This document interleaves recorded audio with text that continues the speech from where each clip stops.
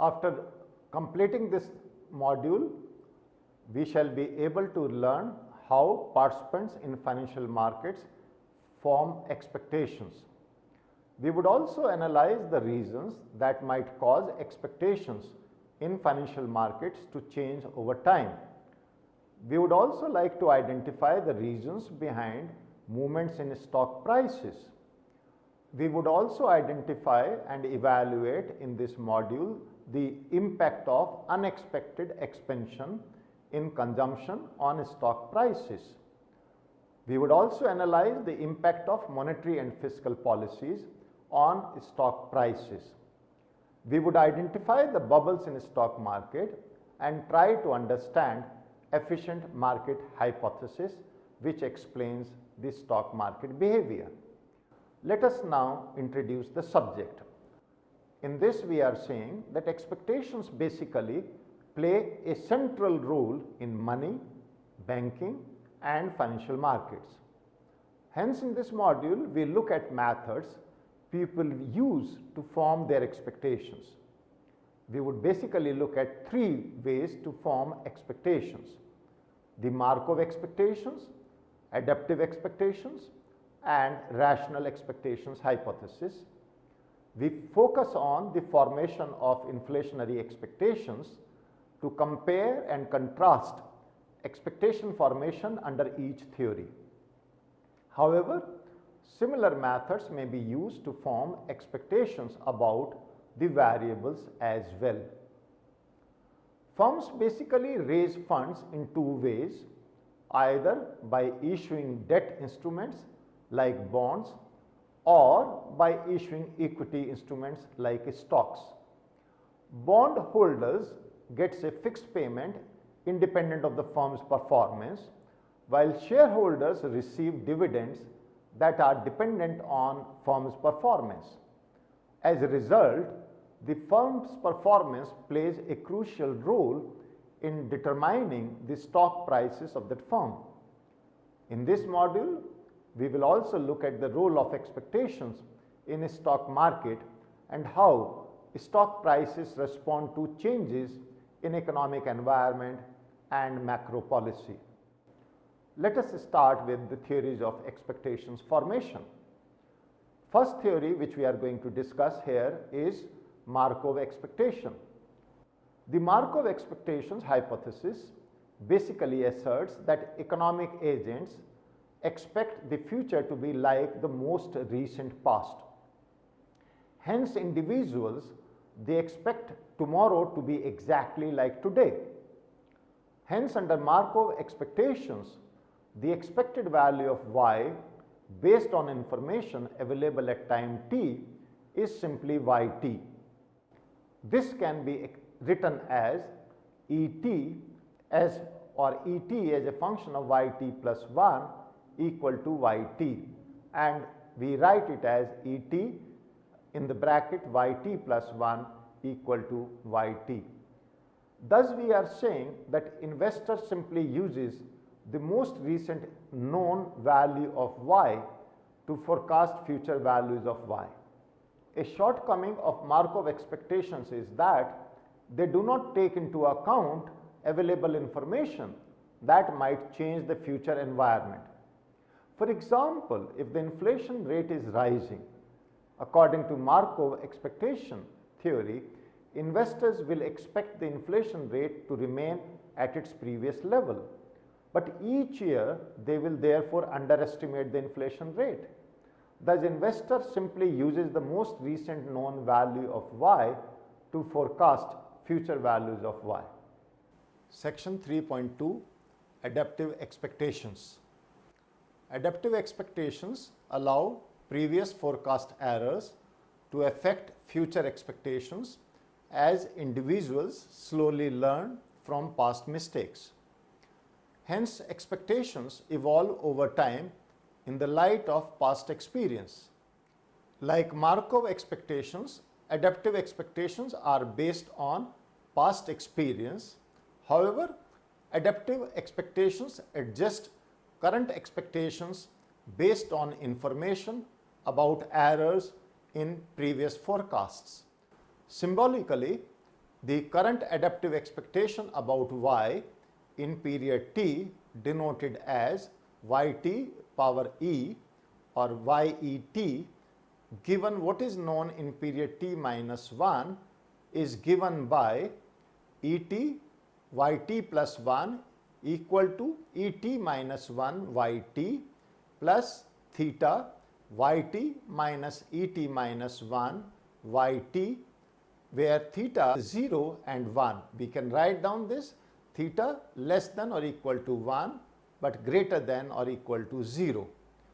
This formula basically states that the current expectation of y et yt plus 1 equals last period's expectation, which is et minus 1 yt, plus an adjustment term that adjusts this period's expectation in light of past errors, noted as theta into yt minus et minus 1 yt, where expression in parenthesis is last period's expectation error, and theta taking value between 0 and 1 is called the coefficient of expectation.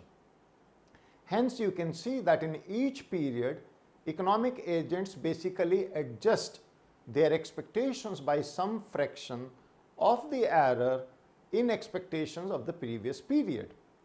The error that is realized in period t is given by epsilon t equal to yt minus et minus 1 yt. Thus, agents revise their previous expectations in each period in proportion to the difference between actual observation and what was previously expected. The error adjustment mechanism can be applied to all previous periods so that the current expectations equal et yt plus 1 equal to theta yt plus 1 minus theta et minus 1 yt. Substituting the value, we get et minus 1 yt equal to theta yt minus 1 plus 1 minus theta into et minus 2 yt minus 1. Similarly, if you keep on repeating this process for different time periods, taking different values of t, we can write down et yt plus 1 equal to theta yt plus theta into 1 minus theta yt minus 1 plus theta into 1 minus theta whole square into yt minus 2, so on. And this can continue as long as we have this time iteration. The generalized form of this equation can be rewritten as et yt plus 1 is equal to theta sigma 1 minus theta raised to power k into yt minus k, where k takes the value from 0 to t. Thus, we can say that adaptive expectations make current period's forecasts a weighted average of past observations. The coefficient of expectations theta determines the responsiveness to past errors. If theta is 1, then we can see that et yt plus 1 is equal to yt. Hence, we can say that Markov expectations is a special case of adaptive expectations when theta is equal to 1. But a serious problem with adaptive expectation is that the expected future value depends on past values and nothing else. But rational economic agents typically use all available information and not past values only in making forecasts. This has led to the idea of rational expectations, which is the most sophisticated of the three methods of forming expectations. So let us now learn about rational expectations. According to rational expectations hypothesis, people use all knowledgeable information, including variables that economic theory suggests are relevant for making predictions. So rational expectations do not imply that forecasts are always right. It only implies that there is no systematic error in forecasts. Any deviation from what is forecasted is purely random and as is just as likely to be positive as negative, which means it can take positive value or it can take also negative values. For example, in forming a rational expectation about bond prices, an investor would list all the determinants of demand and supply of bonds. In order to form an expectation of the equilibrium bond price, all available information about the determinants of demand and supply and should be used. Sometimes rational expectations is criticized based on the argument that economists themselves do not always agree on the relevant economic theory. So how can non-economists be expected to both know the relevant economic theory and gather and process the needed information which is available to us? Let us now try to understand the movements in stock prices. So what are stock prices and how the movement takes place? A stock promises a sequence of dividends in future. Hence, a stock price must equal the present value of future expected dividends. So let's PT be the price of the stock. Let dt denote the dividend this year and d power e t plus 1 the expected dividend next year. Similarly, dt2 plus 2 d t plus 2e the expected dividend 2 years from now, and so on. The price of the stock in the current period is then given by pt equal to dt plus dt plus 1e upon 1 plus I 1t plus dt plus 2e upon 1 plus I 2t into 1 plus I 2te, and so on. This is our equation 1.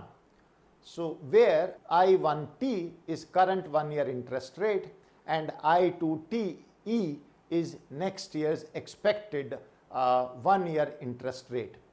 Equation 1 therefore gives the stock price as the present value of expected dividends. This is defined as fundamental value of the stock. You must have noticed that equation 1 has two important implications. First is the higher expected future dividends lead to a higher stock price. Second is higher current and expected future 1 year interest rates lead to a lower stock price. So stock prices are very volatile and often said to be unpredictable.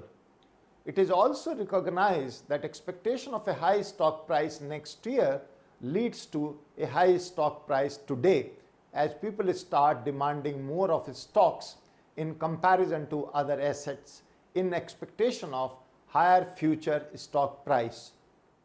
Section 4.2. Let us now try to understand the relationship between monetary policy and stock market. Suppose the economy is in a recession and the central bank adopts an expansionary monetary policy. Now this leads to the shift of the LM curve downwards, which means to the right. The new equilibrium output moves from E to E prime. How will the stock market react? The answer depends on what participants in the stock market had expected about the stance of monetary policy. If stock market participants had fully anticipated the expansionary monetary policy, then the stock market will not react. Neither its expectations of future interest rates nor its expectations of future dividends are affected by a move it had already expected. Thus, nothing in equation 1 changes and stock prices they remain the same. Suppose instead that the central bank's move is partly unexpected. In that case, stock prices or stock price of a particular firm's share equity will increase. Due to expansionary monetary policy, interest rates would fall and output rises, leading to higher dividends, which is also shown in our figure 1. So both lower interest rates and higher dividends, both current and expected, leads to an increase in stock prices as equation 1 tells us. So in this section 4.3, let us try to understand the relationship between consumer spending and stock market. We can see that due to autonomous increase in consumption spending caused possibly by a cut in personal income tax or a boost in consumer confidence about the economy's future, shifting the IS curve to the right, output increases from E to E prime in our figure 2. Hence, we might be tempted to conclude that stock prices will go up as higher output means higher profits and higher dividends. But this answer is incomplete. What happens to the stock market depends on the slope of the LM curve and central bank's behavior, which controls the money supply. The movement along the LM curve also implies an increase in interest rates. Higher interest rates lead to lower stock prices. The final impact on stock prices depends on which of the two effects, which is higher profits or output or higher interest rates, dominate. You can see this clearly from our figure 2, which is showing the impact of increase in consumer spending, and our IS curve has shifted to the right. In this, you can find that the final impact depends on the slope of the LM curve. So in case of flat LM curve, as shown in figure 3, rise in interest rate is low and rise in output is high, leading to rise in stock prices. Whereas in case of steep LM curve, rise in interest rate is high and that in output is low, and therefore a decrease in stock prices is likely to result. So in this figure 3, you can see very well we have different LM curves cutting the same IS curve in the original equilibrium position at E0. Let us now look at the monetary policy response in 4.3.1. The above discussion ignores the effect of increase in consumer spending on central authorities' behavior. The effect is something that most financial investors care about. After an unexpected surge in economic activity, what would be the response of central authority, which is the central bank of a country? Central bank may respond in 3 different ways. The first could be the accommodative monetary policy. If central bank increase the money supply to meet the higher money demand due to upsurge in economic activity, shifting the LM curve downwards from LM to LM prime in figure 4, stock prices will increase as output is expected to be higher and interest rates are not expected to rise, which is clearly shown in this figure 4. If we look at the unchanged monetary policy, which could be the second response of the monetary authorities, in this situation, LM curve will remain unchanged and impact on its stock prices is ambiguous as discussed above. Profits will be higher, but so will interest rates. In the third scenario, where the central bank adopts contractionary monetary policy, you may find that if the economy is already close to the natural level of output, then the response will be different. In this case, a further increase in output will lead to increase in inflation. Now, due to contractionary monetary policy, LM curve shifts backwards to the left and output does not change as shown in figure 5. As a result, interest rate is expected to go up with no change in expected output and profits. Hence, you will find stock prices will go down in such a scenario. So, I am sure you can all see this diagram very clearly and try to understand the point which we are trying to make, where the output remains same at Y0, but interest rate increases from I0 to I1. Let us now look at the efficient markets hypothesis, which tries to explain stock markets in our section 5. The efficient markets hypothesis basically states that the current price of an asset, such as share of a stock, reflects all available information about the value of the asset. More generally, according to the efficient markets hypothesis, the risk-adjusted expected return on all investments will be equal. That is, the return one expects to earn on a stock exactly equals to the return that could be earned on any other asset with similar risk characteristics. This is because if one asset earns a higher risk-adjusted expected rate of return than another asset, investors will quickly attempt to purchase that asset, driving up its price and thus lowering its expected return. Hence, all information that is relevant for forecasting the future returns on the stock are already reflected in its price. We have different versions of this. Let's look at the versions of efficient markets hypothesis. The idea of efficient markets is that asset prices tends to change very quickly in response to new information. There are three versions of efficient market hypothesis: the weak form, the semi-strong form, and the strong form.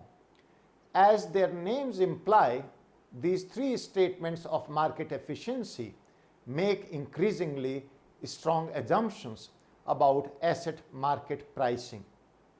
Let's look at, first of all, the weak form market efficiency in section 5.1.1. According to weak form market efficiency, the best predictor of next period's asset price is this period's price, which is the price of asset in the current period. Hence, historical data on asset price cannot improve on this prediction. However, there exists evidence of minor departures from weak form of market efficiency in a stock market.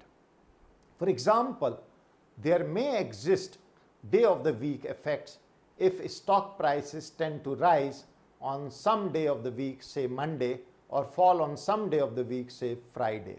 These are known as weekday effects. Now, let us discuss semi-strong form of market efficiency, which is our second type. It asserts that no publicly available information will help in predicting future asset prices better than the current value of the asset. This includes not only historical data of the asset in question, but also publicly available information on interest rates, tax rates, profits, business opportunities, other asset prices, etc. Thus, any useful publicly available information will be quickly reflected in the market prices. Thus, we are saying the current price is the best predictor of future prices. Now, move on to the third form of market efficiency, known as strong form market efficiency. This form of market efficiency makes a very strong statement that no current information, either publicly available or not, any inside information included, can better predict the asset price than using the most recently known value of an asset price.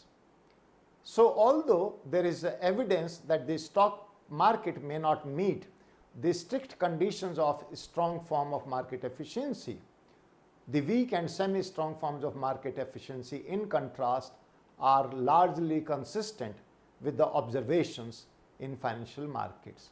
So, what we have said is that weak and semi-strong are more prevalent as compared to the strong form of market efficiency. What are these bubbles in a stock market? Let us try to understand them now. Sometimes stock price changes are so enormous that these movements do not seem to be explained by any news about future dividends and interest rates. Hence, many economists argue that stock prices are not always equal to their fundamental value defined in equation 1. Sometimes stocks are underpriced and sometimes overpriced, eventually ending with a crash. Such mispricing can occur even when investors are rational. For example, investors may expect that they will be able to sell the stock that has zero fundamental value at a higher price in future, and the stock price may increase just because investors expect them to.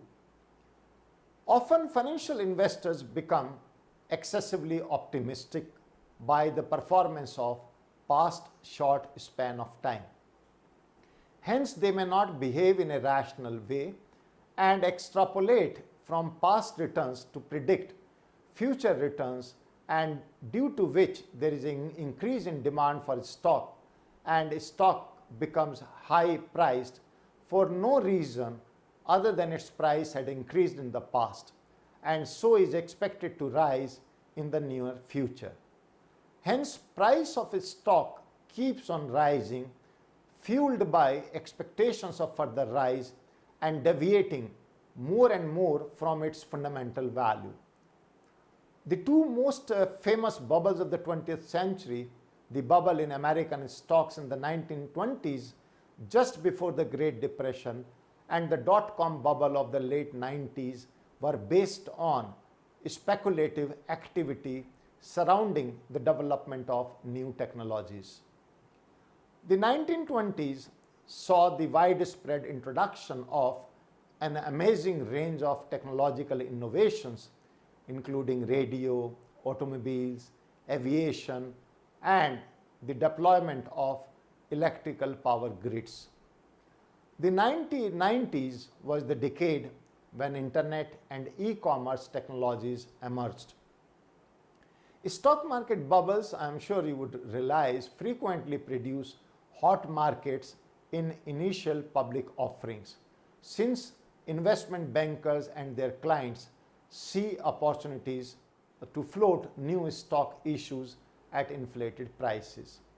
These hot IPO markets misallocate investment funds to areas dictated by speculative trends rather than to enterprises generating long-standing economic value. Typically, when there is an overabundance of IPOs in a bubble market, you will find a large portion of the IPO companies fails completely, never achieve what is promised to be investors or what is promised to the investors, and can even be vehicles for fraud in many cases. So let us, students, summarize what we have learned in this module.